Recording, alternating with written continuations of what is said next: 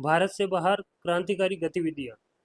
फरवरी 1905 में लंदन में श्यामजी कृष्ण वर्मा ने भारत के लिए स्वशासन की प्राप्ति के उद्देश्य से इंडियन होम रूल सोसाइटी की स्थापना की। इंडियन होम रूल सोसाइटी की स्थापना लंदन में किसने की? श्यामजी कृष्ण वर्मा ने।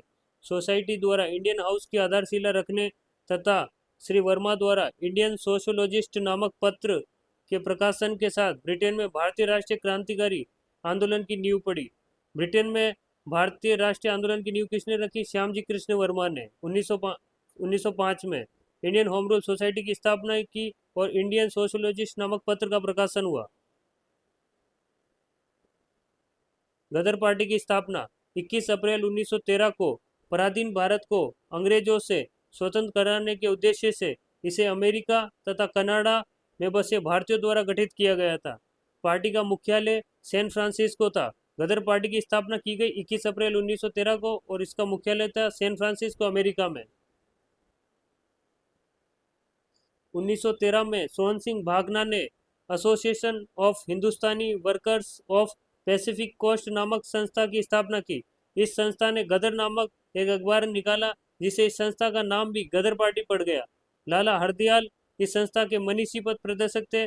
गदर पार्टी के सदस्यों में रामचंद्र, बरकतुल्ला, रासबिहारी बोस, राजा महेंद्र प्रताप, अब्दुल्ला रहमान, मैडम भिकाजी कामा, भाई परमानंद, करतार सिंह सराबा, पंडित काशीराम प्रमुख थे। गदर पार्टी की स्थापना हुई 21 अप्रैल 1913 को। इसका मुख्यालय था सैन फ्रांसिस्को में।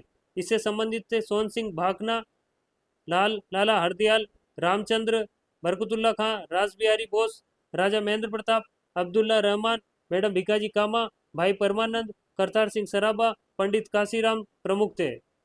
राजा महेंद्र प्रताप ने अपने सहयोगी बरकतुल्ला के साथ प्रथम महायुद्ध के दौरान 1915 में काबुल, अफगानिस्तान में भारत की प्रथम अस्थायी सरकार का गठन कहाँ किया गया? काबुल, अफगानिस्तान में। किसने किया? महेंद्र प्रताप ने। और उसके साथ है बरकतुल्ला खां। महेंद्र प्रताप इसके राष्ट्रपति और बरकतुल्ला प्रधानमंत्री थे। मैडम कामा, इनका जन्म 24 सितंबर 1861 को हुआ। उनके माता पिता पारसी थे। सौरभजी फ्रामजी पटेल उनके पिता थे और जेजीबाई सौरभजी पटेल उनकी माता थी। उनका विवाह रुस्तम कियार कामा से हुआ जो वकील और सामाजिक कार्यकर्ता थे। मैडम कामा ने राष्ट्रीय आंदोलन के महान अग्रणी भारतीय नेता दादाभाई नौरोजी की निजी सचिव के रूप में काम किया। भिकाजी रुस्तम कामा क्रांतिकारी राष्ट्रवाद की समर्थक थी। उन्होंने यूरोप, अमेरिका से क्रांति का संचालन किया। 1907 में इन्होंने स्टुटगार्ट, जर्मनी की अंतर्राष्ट्रीय समाजवादी कांग्रेस में भाग लिया। किसने लिया? भिकाजी कामा ने। जहां इन्होंने प्रथम भारतीय झंडे को फहराया। प्रथम भारतीय झंडे को किसने फहराया? भिकाजी रुस्तम कामा ने। जिसकी डिजाइन इन्होंने स्वयं वीडी सावरकर एवं श्यामजी कृष्ण वर्मा के साथ मिलकर संयुक्त रूप से तैयार किया था। वो भारतीय क्रांति की मां थी। कौन थी? भिकाजी कामा। इंग्लैंड में अंग्रेजी अधिकारियों की हत्या के आरोप में मदन लाल डींगरा और उधम सिंह को फांसी की सजा मिली थी। मदन लाल डींगरा ने 1 जुलाई 1909 को लंदन में भारतीय राष्ट्रीय संघ की बैठक में भारत राज्य सचिव के सलाहकार कर्जन वाइली और डॉक्टर कवास ललकक्का की गोली से भून दिया था। फलत इन्हें फांसी की सजा दी गई थी। उधम सिंह ने जलियांवाला बाग में हत्या के अप्रत्यक्ष रूप से जिम्मेदार तत्काल पंजाब के लेफ्टिनेंट माइकल ओ डायर को मारा। उधम सिंह ने किसने मारा था? माइकल ओ डायर को। लंदन में मार्च 1940 में हत्या कर दी थी। किसने? उधम सिंह ने। कामागाटा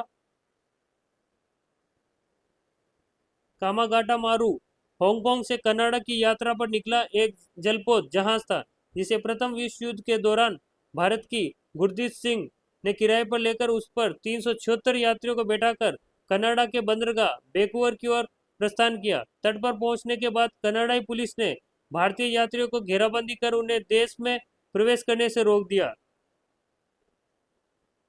यात्रियों के अधिकार की लड़ाई लड़ने हेतु हुसैन रहीम, बलवंत सिंह, सोहनलाल पाठक की अगुवाई में शोर कमेटी तटीय समिति का गठन किया गया। अमेरिका में रह रहे भारतीय भगवान सिंह, बरकतुल्ला, रामाचंद्र और सोहन सिंह ने भी यात्रियों के समर्थन में आंदोलन चलाए। कामागाटा मारू जहाज के कलकत्ता पहुंचने पर क्रुद्ध यात्रियों और पुलिस में संघर्ष हुआ, जिसमें 18 यात्री मारे गए और 202 यात्रियों को जेल में डाल दिया गया। रास बिहारी बोस जापान में रहे भारतीय अप्रवासी थे। 28 से 30 मार्च 1942 के दौरान राजनीतिक समस्याओं पर विचार विमर्श हेतु इन्होंने टोक्यो में भारतीयों का एक सम्मेलन आयोजित किया। 14 से 23 जून 1942 के बैंकॉक सम्मेलन में इसको विधिवत रूप प्रदान किया गया। सुभाष चंद्र बोस को निमंत्रण किया। इसी सम्मेलन में रास बिहारी बोस ने इंडियन इंडिपेंडेंस लीग की स्थापना की। इंडियन इंडिपेंडेंस लीग की स्थापना किसने की? रास बिहारी बोस ने। कहाँ पे? जापान में।